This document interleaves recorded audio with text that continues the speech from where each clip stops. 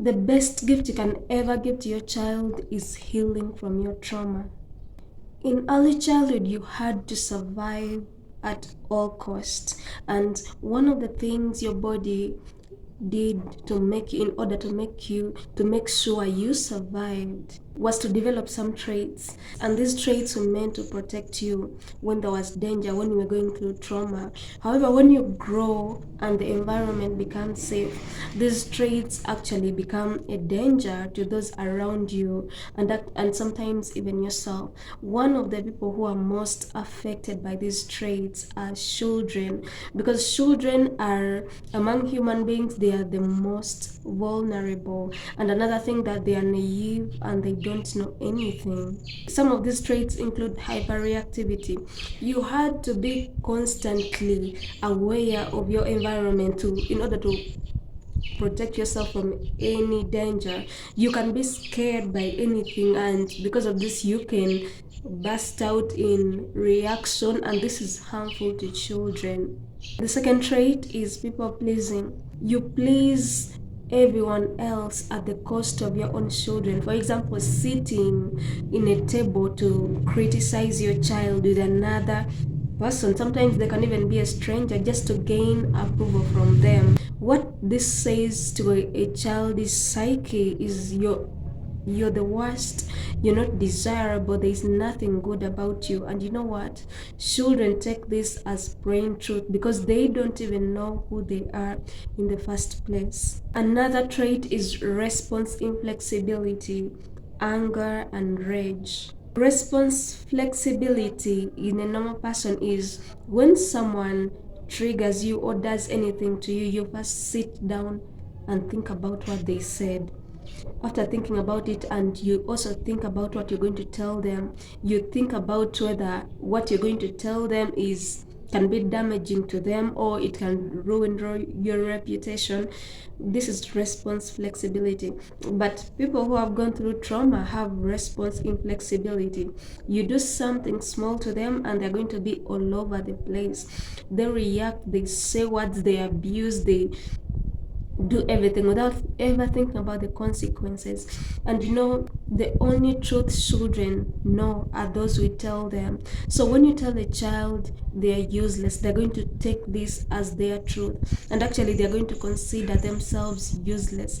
This is so damaging to a child, and it can affect them wherever, even up to adulthood, because they believe they are useless, and they're going to shy away from certain things, even things they would have been good at, because they believe they are useless. So they would stay at that point just because of a reckless word someone said. Another thing is control issues. One of the things trauma robs you of is your authenticity. Those you grew up with made sure you never really became yourself. You never really became who you are. They manipulated you, they tossed you around, they did everything to make sure you did not have any authority over yourself.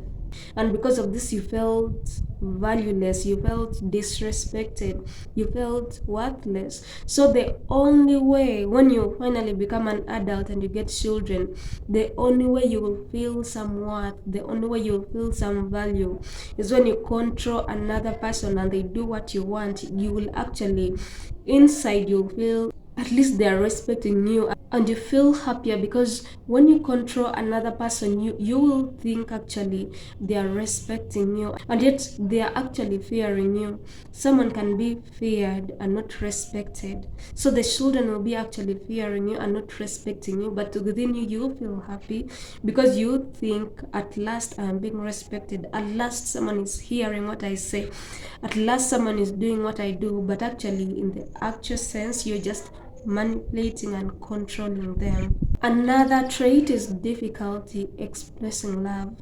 Every vulnerable emotion was unsafe, and love is one of them.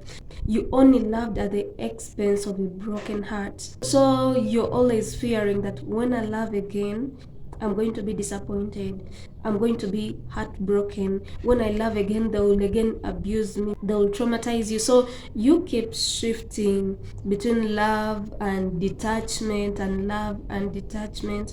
And you know what? This is traumatizing to children. They at one point they also get tired of loving and you drawing away, and they love and you draw away. That is so traumatizing to them. With time they'll just shut that emotion down in order for them to feel safe. Another thing is parentification. Parents leaning on their children for their own emotional well-being. To a child, that is so overwhelming. They are too young to handle, first of all, their emotions. That's why they cry all the time. They'll do everything all the time because they need someone to handle their emotions.